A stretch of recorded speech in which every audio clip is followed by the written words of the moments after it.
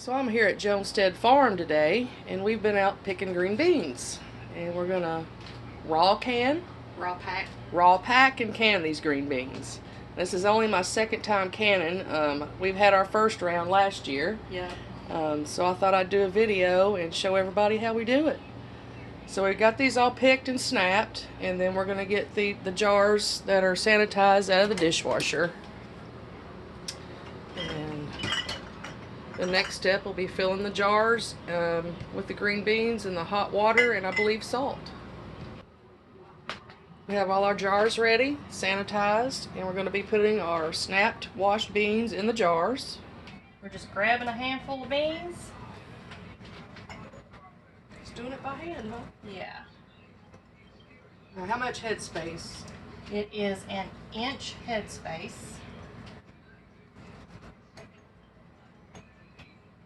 So that's like the tip of where the rim starts? We want to pack these as tight in there as we can get them. Okay. And then when we fill the jars with hot water, that's when we look for our headspace. Right. But we just press them, mash them down in there. Yeah. Just get those down in there as much as we can.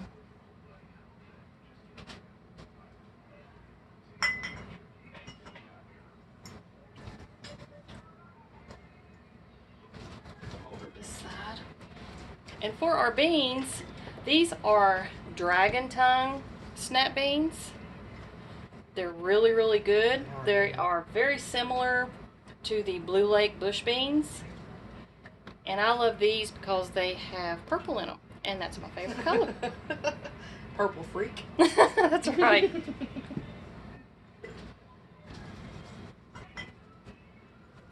I like these wide mouth jars. I really do. Yeah, I do too. It's easier to get stuff in there. Yes, it is. And when you're packing your jars, you really need to get those beans in there good and tight. Because once you add some water to it, it'll fill up those spaces and make your beans float a little bit. So you want to get as much in there as you can.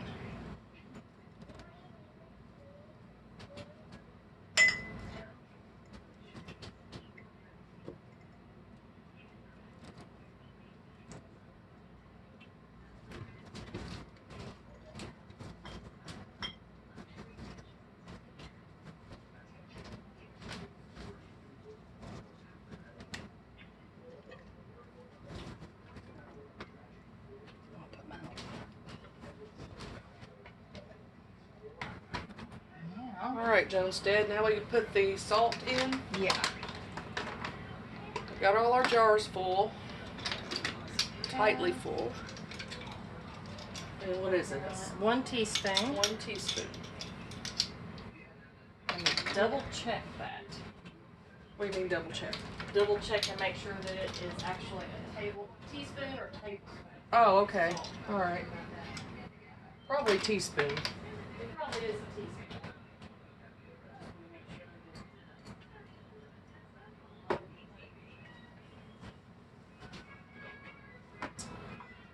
We have, this is the wide mouth jar versus the regular jar. We prefer the wide mouths. You can just get more in there. It's easier to work with.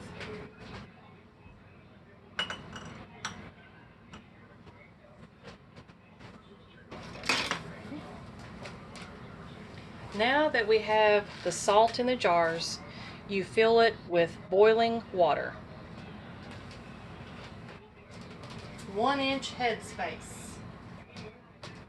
Leave a 1 inch headspace.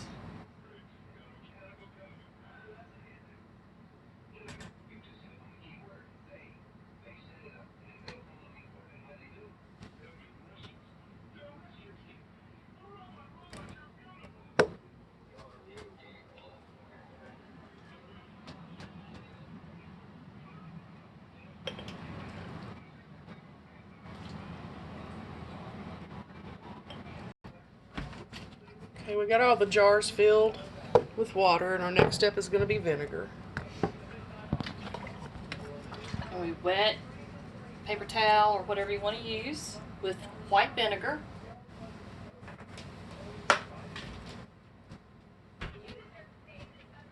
and you go around the top of each ring of your jars.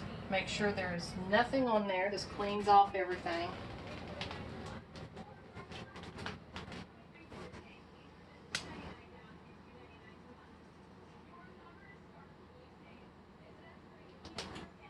Keeps it good and sanitary.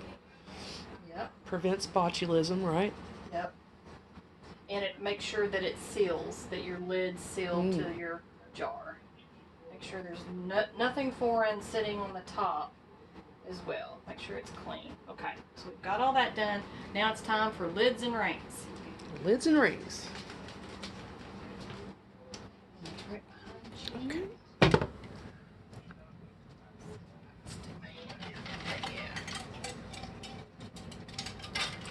Now, did you sanitize these? Yes.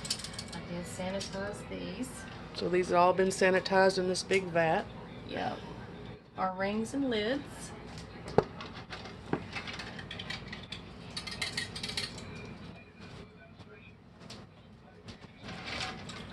Help you put some of those on.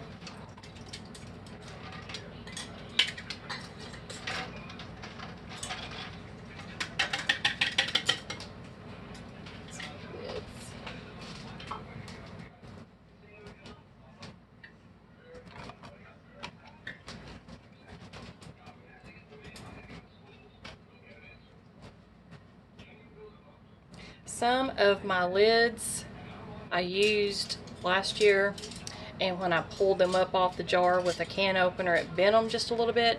So I will be adding some new lids this year.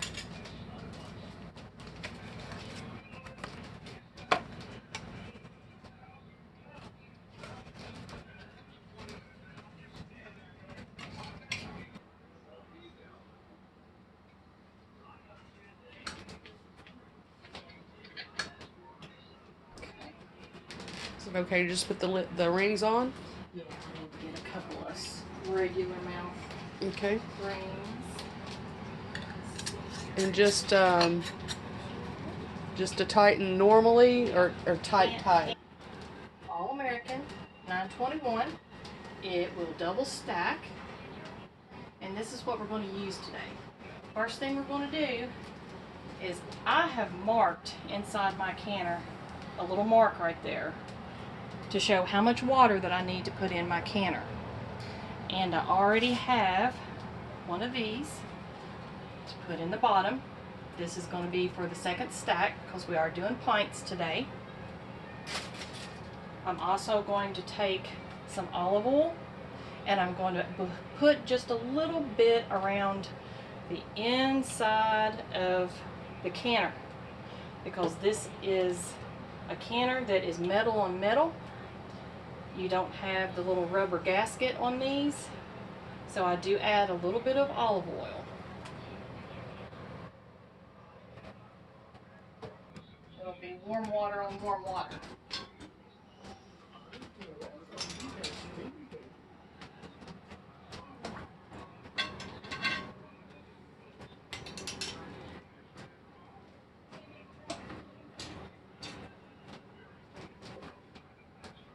All wide mouths on the bottom.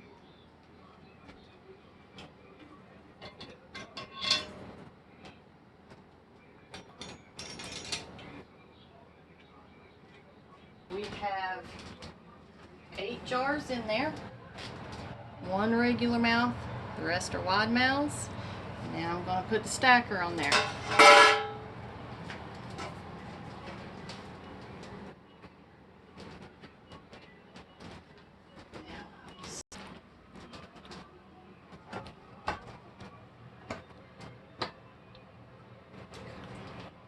Now that we have our canner on here, we want to make sure that the lid is relatively even.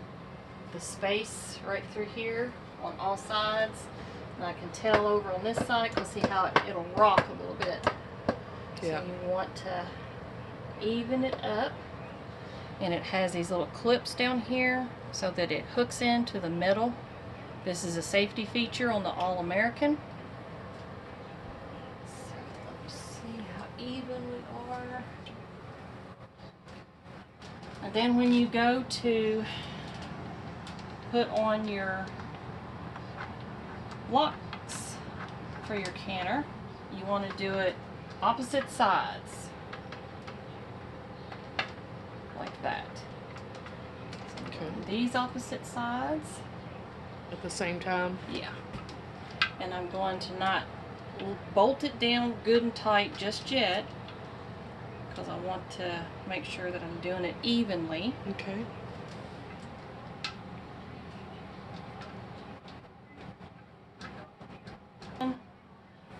See how level it is, and you'll know if this isn't level because once the steam starts, if you have any steam or bubbling out through these edges, yeah, that's you not. know to turn your burner off, let it cool down, and reset this lid. Okay. So now I'm going The only place steam should come out is right there. Yep. So I'm locking it down. And yes, you do want these pretty tight. Okay, so now that we have this on, we are going to turn our burner up and we are going to let this heat up until we see steam. Okay. Once we see steam, then we're going to set our timer for 10 minutes. Once it steams for 10 minutes, we will put our jiggler on there, watch the pressure gauge. It will go up to 10 pounds pressure because that's what we need. Okay. And then we will set our time for 20 minutes All right. for green beans. Now that we've got some steam, after about what, 20 minutes? 10 minutes. 10 minutes. Yeah, we let it vent for 10 minutes. It's time to put the jiggler on. The jiggler. So we are below 1,000 feet altitude. We are going to use the 10 pounds. We always use the 10 pounds here. Now that we have that on, we are going to watch our pressure gauge right here.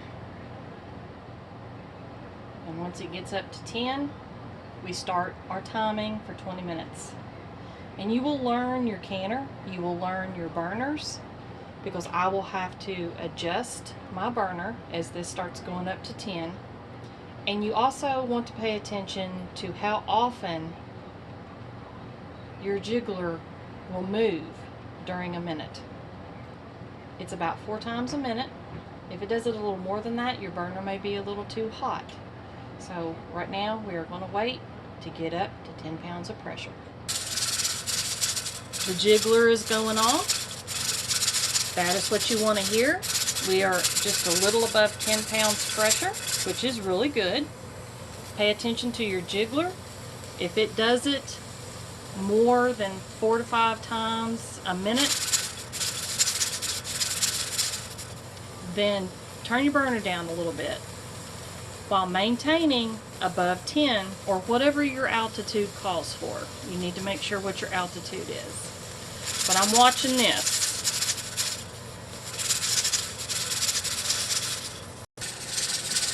We want to let that jiggler go for 20 minutes before you turn Your burner off. the burner off.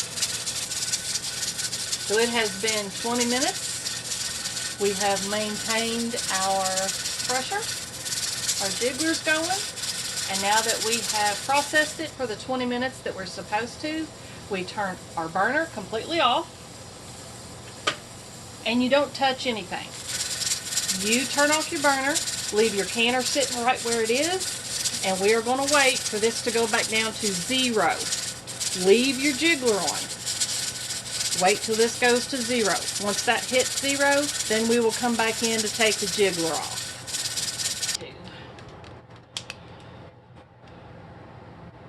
Okay, we are down to 0 on our pressure. We have nothing coming out of our jiggler anymore. It has been enough time for us to take the jiggler off. You want to make sure you are down to 0 before you pull this off. And use gloves because this thing is very hot. There you go. Now we are going to wait another 10 minutes before you unlock your lid to take any of your jars out. Alright, I think we're completely cool now. Wish us luck. And you want to open the All-American opposite sides just like you tighten it down. Let's see, here we go. And you go slow, or at least I go slow. And we're at 0, and we took the jiggler off 10 minutes ago, and we've let it vent for 10 minutes after the jiggler's off. Opposite sides. Loosen it up. You can hear it kind of creaking a little bit. Sometimes I've even had the jars ping before I get them out of the canner. Didn't that happen to us last time? Yeah, we heard them sealing while they were in there. That's hot. Careful. It's still going to be very hot. Oh yeah.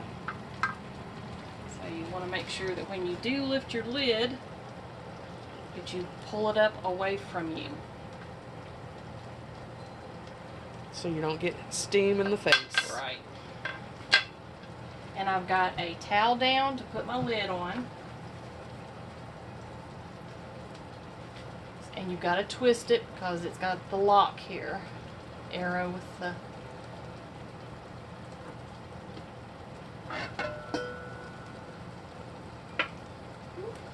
And there they are. They're still steaming. All right. They're still boiling. There they are. They're boiling on the inside of the jars. Just heard one ping. Heard one seal. Because you don't want to set them on a bare counter.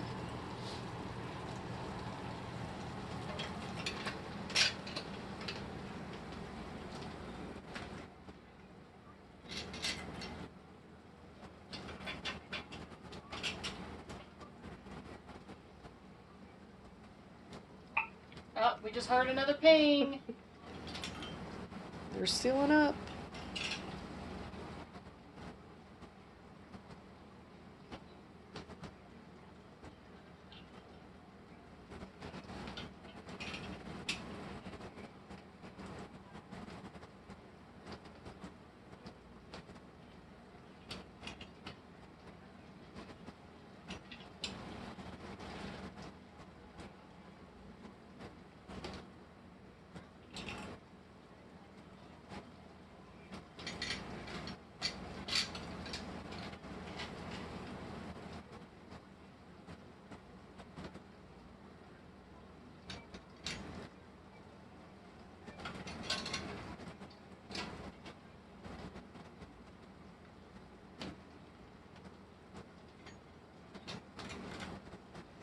And as you can see with our jars, the liquid is still up to an inch headspace.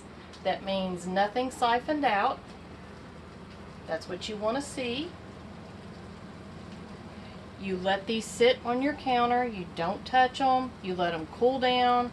You let them ping. I usually wait until the next morning, and I will check the lids then. And then I take my rings off, wipe it down, and then I store them.